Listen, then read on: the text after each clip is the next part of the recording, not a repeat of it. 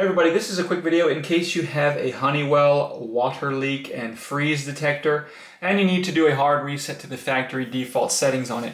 Now you're going to want to do this for one of two reasons. The first one is troubleshooting. If this detector is not connecting to Wi-Fi, or if it's not syncing or pairing with your devices, or if it's otherwise just not working, you're having connectivity issues, anything like that, a hard reset can fix a lot of these issues.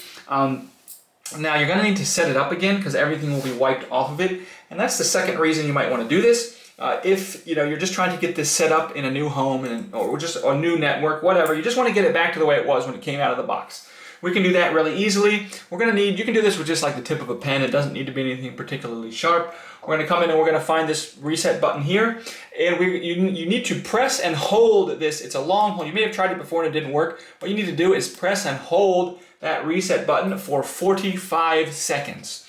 Not 425 seconds, but 45 seconds.